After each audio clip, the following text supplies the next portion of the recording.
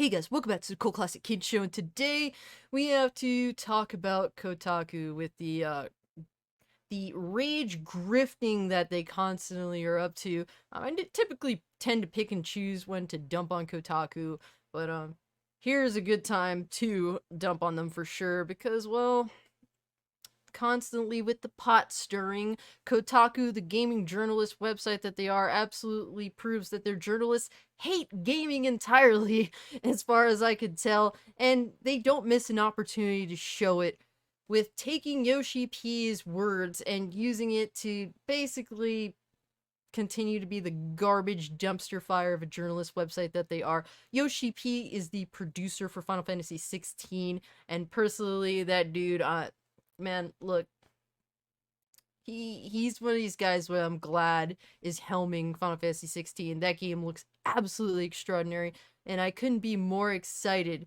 for it. But yeah, to get into just what Kotaku is up to here. So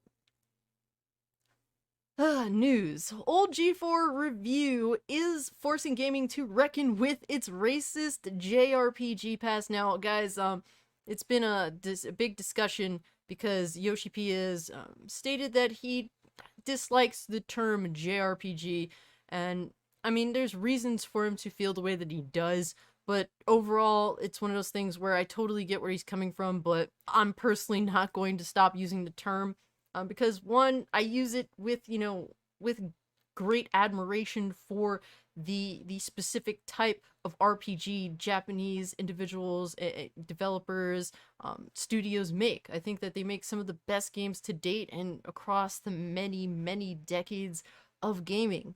So yeah, when I discuss JRPG, it's specifically the type of game that I'm looking for in most cases.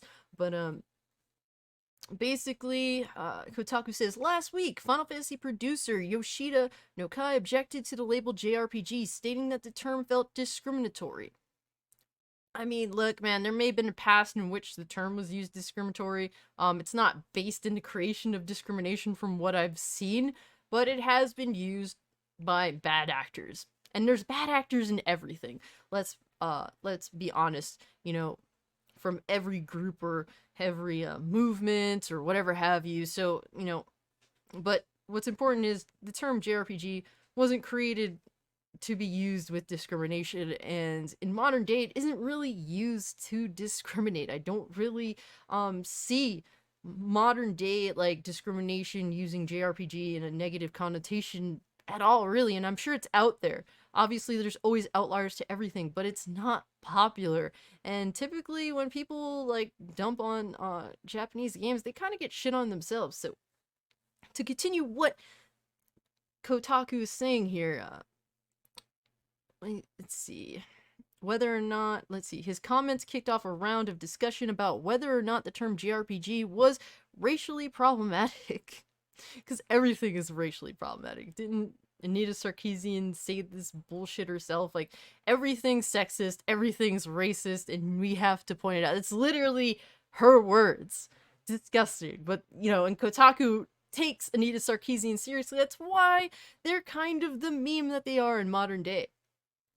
But to continue, some couldn't understand how JRPG could be pejorative,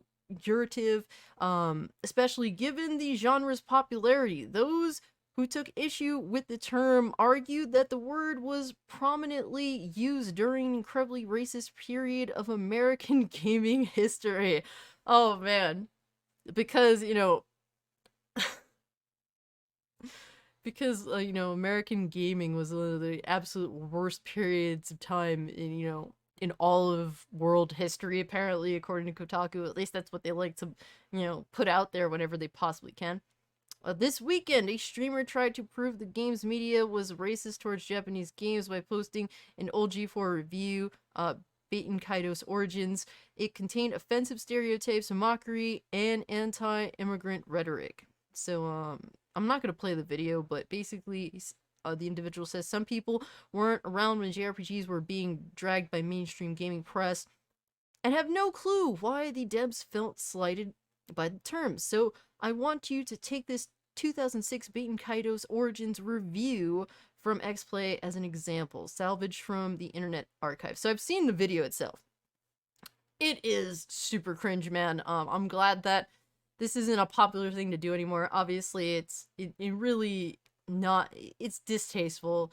They definitely do dive into, stereotypes that really aren't a nice thing to do at all. I'm not gonna say that they meant to do it in a super bad way. I mean, it's just stupid. It was stupid then, and it's stupid now, and we don't really see this kind of behavior now, which is a positive thing overall for sure.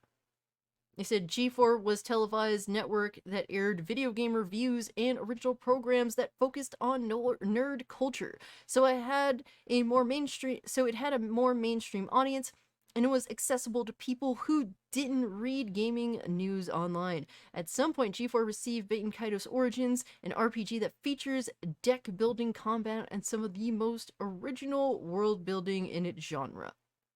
Unfortunately, the gaming network wasn't able to talk about it separately from its Japanese origins.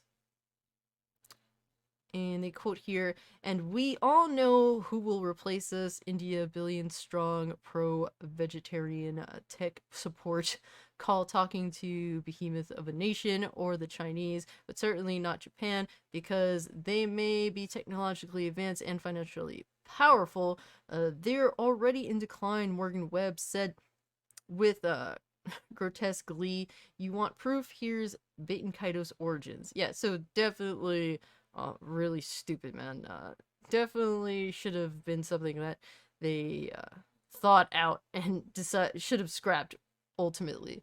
But as we've seen with modern G4, I can't really say, like, it's one of those things where Morgan Webb was probably scripted to say this, and it would be good if she did clarify, but I'm not making excuses for this. It was absolutely stupid and disgusting, and I'm glad that this isn't a popular thing to do anymore. I rarely see this kind of, like, stereotypical and disrespectful way of representing Japanese games in America specifically. So the Kotaku continues, "Hopefully I shouldn't have to explain." Wait, so big yikes.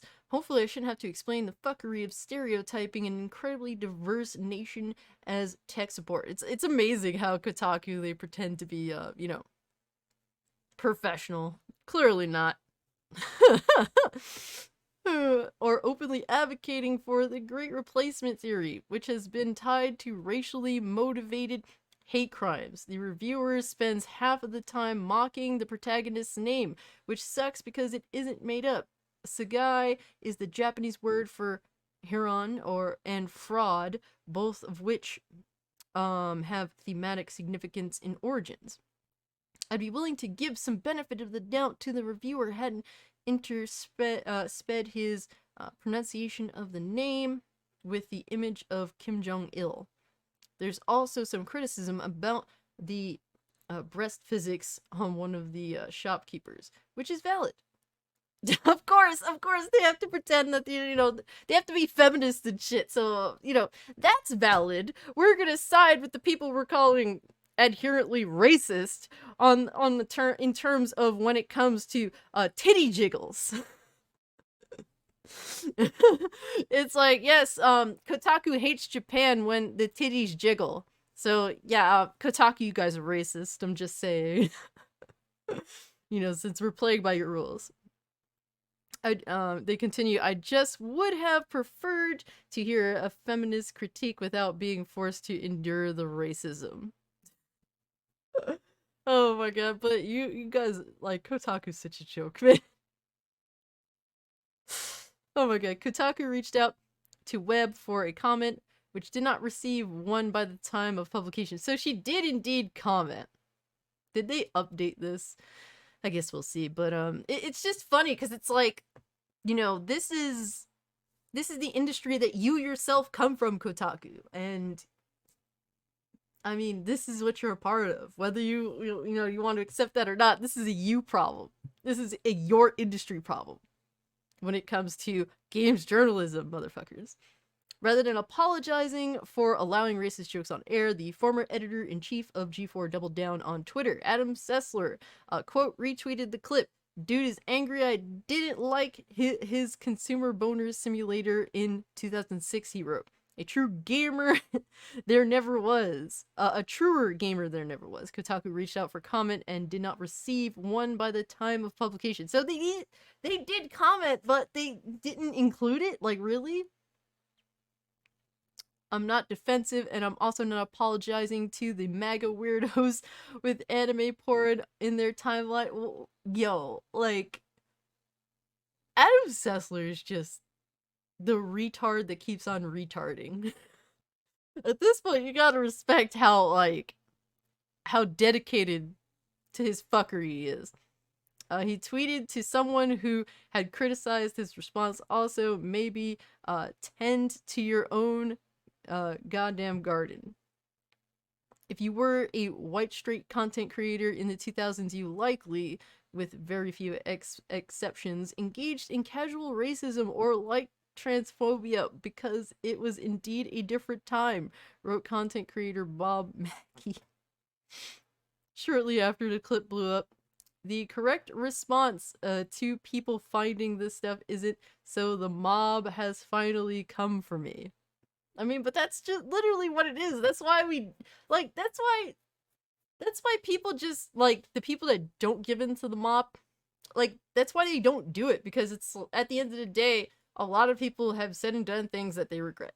Matter of fact, everyone has. Let's be real now. And if you lie, if you say otherwise, you're a lying sack of shit. So, yeah, like, who's gonna apologize to a mob of people that aren't really, like, they weren't, this hatred wasn't even directed at them. And Kotaku continues, I'm all for people growing into a better version of themselves. No, you're not. All these people are, like, all the hate mob, they don't believe in, like, people, you know, they don't believe in a redemption arc. They just don't. So it's like, you don't really believe that. You're saying that because it's, you know, quote, deemed the right thing to say, but you don't believe that. And there's a big but. But let's take a moment to recognize that what's racist right now was still racist back in 2006. There's no such thing as it was a different time. Jokes about great replacement theory were always dehumanizing, and they made Asian Americans feel like dog shit. The main difference now is that public figures who make racist comments might have to read some mean tweets about it. Oh my god, Kotaku is to journalism what Forspoken is to games, I'm just saying. Let's seem edgy by cursing. Anyway, Baten Kaito Origins is a masterpiece that's coming to the Nintendo Switch this summer. Oh, that's kind of cool. Hopefully games media can be less racist about Origins on its second release. Oh my god, yo. This is... Kotaku's so cringing garbage. They are.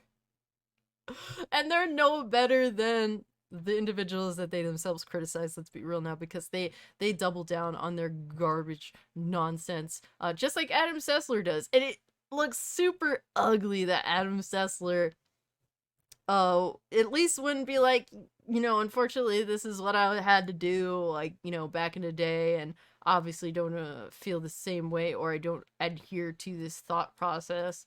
And yeah, I mean, like, just fucking say that and move on. You don't have to necessarily apologize, and I don't really agree with apologizing. But, to be, like, literally, like, Adam Sessler himself just comes off like a maniac. He really is. He needs help. But man, it just never ends with Kotaku. And Kotaku, you should just know that these is your peeps. I'm just saying. These is your peeps. These are the people that you side with. Don't pretend that you're any better, because you're not. And obviously you're just using something that, you know, has gained a lot of traction to just be extra as hell and to write your stink piece articles for clicks. That's really what it is. And I'm just gonna make fun of you and shame you. And basically, you know, I don't even have to really explain why you guys are the garbage filth that you are. It's just, all I have to do is read the article. And, you know, it's pretty clear on its own without me necessarily having to do commentary. But, you know, I do because, well, that's what this channel is about. But, yeah, it's just like, I don't understand why Kotaku continues to continuously makes articles about gaming when they clearly hate gaming and they show it at every point possible. I mean, I'm glad that gaming is definitely like gaming itself in America. I mean, we've had moments where things are nasty, don't get me wrong. And this is definitely falls under nasty and I'm glad that we are better for it. But I mean, let's be real now, guys. Japan isn't, you know, completely clean of, you know, racist stereotypes and whatnot. I mean, look at this, for example. This is actually a picture from one of my all-time favorite animes, being Mobile Fighter G Gundam. And Mobile Fighter G Gundam, basically countries were their kind of own planets, and they were called Neo, and then the country's name. This is Neo Mexico, a space colony. And I don't know if you guys notice, but Neo Mexico looks like a fucking sombrero.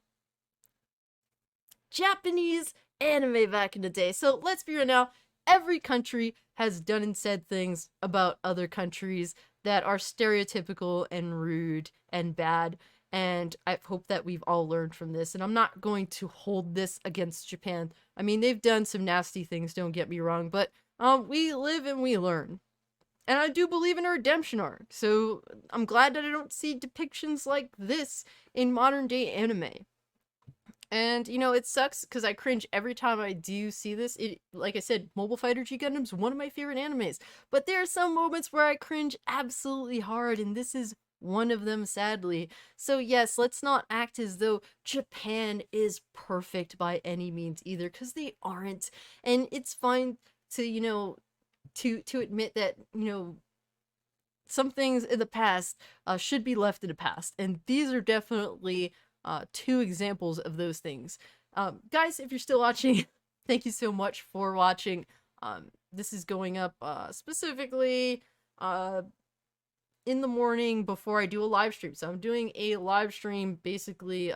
This is the off week for the Two Real for Feels podcast, so I'd like to do a live stream just talking about basic news and giving my thoughts on it. So if you're into that, come hang out with me, man. It's gonna be fun. And Thursday technically Thursday afternoon, 12:30, I'm doing a live stream to stream the Nacon Connect event, which is going to feature games such as RoboCop Rogue City as well as Lord of the Rings Gollum. So those are things that are definitely going to be interesting. I'm super in it for RoboCop. I'm a big RoboCop fan. I love those first two movies, and I would love to see I'm hoping, fingers crossed, guys, that we were getting a dope-ass RoboCop game from the developers of Terminator Resistance. So come hang out with me if you want to watch that and if you're excited for that.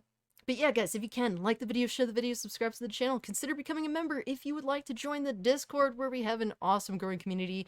And guys, you know, follow me over on Twitch or Twitter if you want to continue the conversation. And guys, with all being said, I'm out. Peace.